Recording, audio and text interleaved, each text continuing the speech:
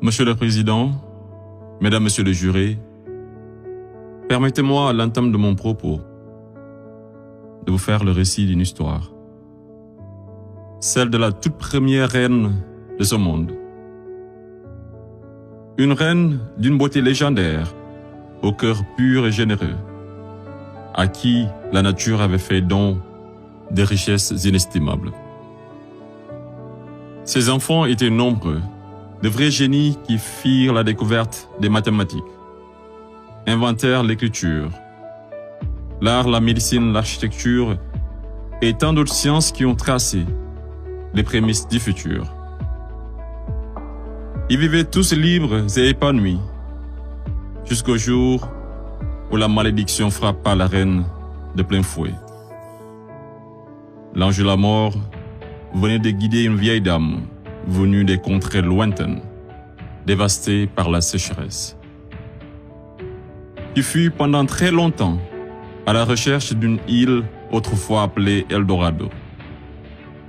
Elle parvint enfin à déposer ses valises aux portes de cette île aux multiples trésors cachés, accompagnée de ses enfants les plus assoiffés, puis songea à construire un cheval de Troie qui sera offert en signe d'amitié, et lui fit don également de nombreux présents, parmi lesquels une boîte de Pandore.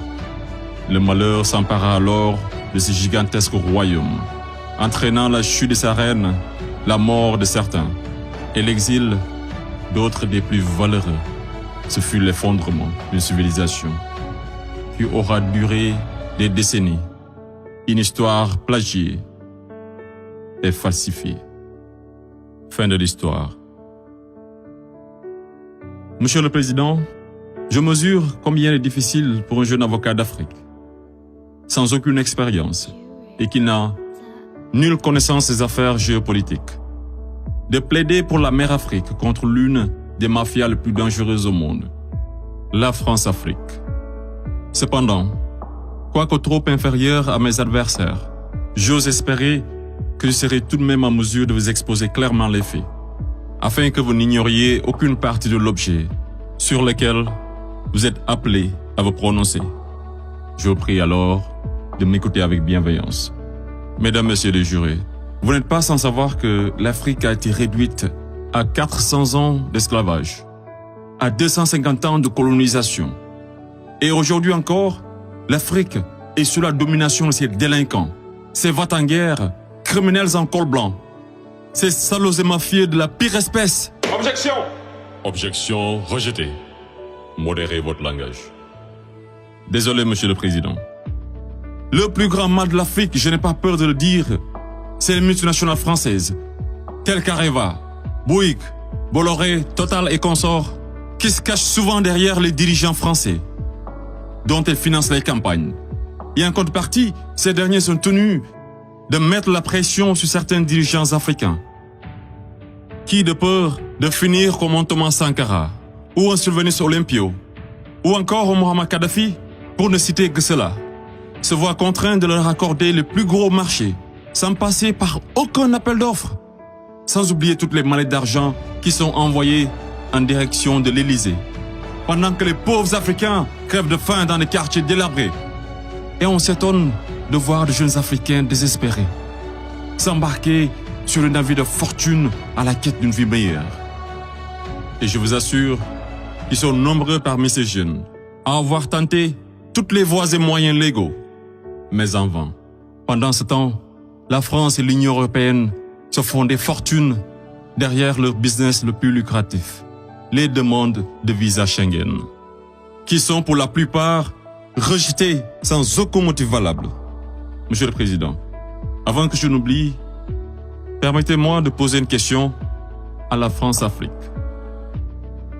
Parmi tous les leaders africains morts assassinés, pouvez-vous nous citer ne serait-ce qu'un qui fut réputé un grand ami de la France? J'imagine qu'il n'y en a pas eu. Mesdames, Messieurs les jurés, je vous laisse juger. Monsieur le Président, j'accuse la France-Afrique, de crimes contre l'humanité, de crimes d'agression, de crimes économiques et d'avoir été derrière des crimes de génocide. La plupart des dirigeants français sous la Ve République me rappellent des propos d'un homme sage qui disait, je cite, « Les postes éminents rendent les grands hommes encore plus grands et les petits hommes encore plus petits. » Fin de citation. Et le pire d'entre eux, c'est ce nain assassin de Sarko. Ce trafiquant d'influence, connu pour sa mégalomanie, l'homme aux scandales multiples, Bettencourt, Tapi, Kadhafi et j'en passe. Ce criminel contre l'humanité, toujours en liberté, qui se la coule douce derrière les mélodies de la brune, alors que sa place se trouve à la haie. Vous lui direz que malgré tous ces mensonges, avec la complicité de certains médias, que le monde entier, et les Africains en particulier, connaissent toute la vérité sur les véritables raisons de l'assassinat de Kadhafi, sous les applaudissements de Bernard-Henri Lévy, et sur la chute orchestrée de Laurent Gbagbo, qui aurait commis un crime de lèse-majesté en voulant tout simplement ouvrir son pays à la concurrence internationale, en exprimant aussi sa volonté d'établir un rapport d'égal à égal avec la France, et en souhaitant revoir le contrat qui liait son pays à l'entreprise Bouygues. Bouygues, du fameux Martin Bouygues, un ami intime de Sarko, par ailleurs parrain de son fils du nom de lui, tous les deux impliqués dans le conflit ivoirien. Ce n'est pas un hasard. Mesdames, Messieurs les jurés, ai-je besoin d'en rajouter un mot pour que vous compreniez ce jeu d'échecs qui se joue sur le dos de pauvres Africains, alors qu'ils doivent tout à l'Afrique? C'est grâce aux Africains que vous avez une république que vous appelez la France. C'est grâce aux Africains que vous êtes enrichis. C'est grâce aux Africains que vous avez aujourd'hui votre statut de 5e puissance mondiale avec un droit de veto au sein de l'ONU. Et c'est encore grâce aux Africains que vous avez 2 Coupes du Monde à votre compteur. Qu'attendez-vous encore des Africains? Qu'on vous ramène la Lune? Ayez au moins un peu de décence et respectez les Africains, surtout les Noirs et les Arabes qui vivent en France. Monsieur le Président, je voudrais par ailleurs, et si vous me permettez de parler brièvement de la Cour pénale internationale. Il est un proverbe qui dit « Dis-moi qui tu fréquentes et je te dirai qui tu es ». Je propose de jeter un coup d'œil sur le profil des procureurs de la CPI. Commençons par l'actuel procureur de la CPI, une dame que je respecte pour 2 raisons. Pour son courage, pour avoir prouvé qu'être une femme et noire ne saurait être un obstacle à la réussite sociale, que la femme noire était capable de s'imposer partout et devant n'importe qui, et pour son combat pour la défense des droits des femmes. Mais devrions-nous faire semblant d'oublier qu'elle fut procureure générale, proche collaboratrice et conseillère juridique du président, et ministre sous l'une des pires dictatures de l'histoire de l'Afrique, sans jamais démissionner? N'est-elle pas comptable de ce régime? Le premier procureur de la CPI, l'Argentin Luis Moreno Ocampo, une haute personnalité dont le nom est impliqué dans les affaires de viol, de corruption, d'abus de pouvoir.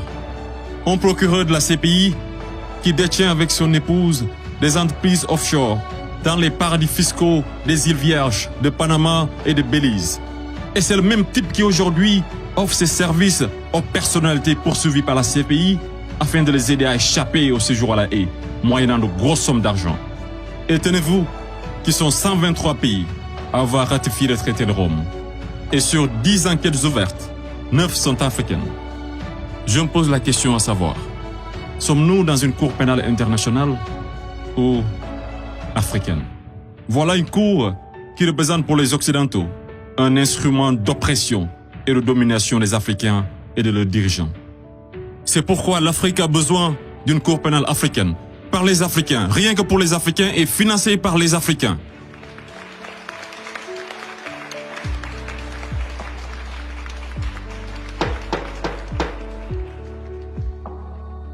Monsieur le Président, je ne suis qu'un jeune ignorant qui ne prétend point détenir toute la vérité. C'est pourquoi je vous apporte des documents qui vous permettront d'y voir un peu plus clair.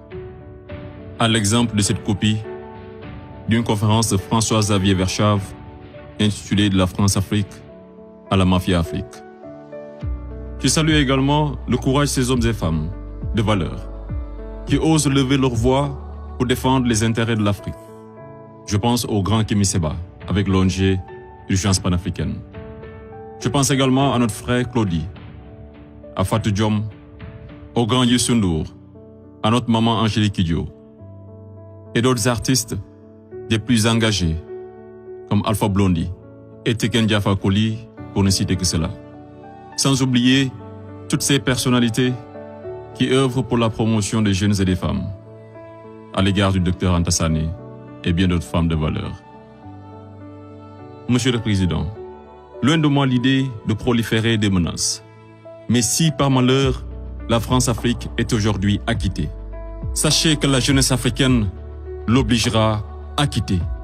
Elle se mobilisera davantage et réunira toutes ses forces vives, hommes et femmes de valeur, sans exception d'âge, intellectuels, sportifs de haut niveau, artistes de renommée internationale et sympathisants de l'Afrique. Et tous mèneront une campagne dévastatrice par tous les moyens pacifiques afin de dégager un par un ces béni-oui-oui, présidents marionnettes de la France-Afrique, en faveur de vrais leaders panafricains véridiques qui auront le courage de mettre fin à la domination de cette mafia et qui décideront de la fin de la plus grosse arnaque de l'histoire, le franc CFA.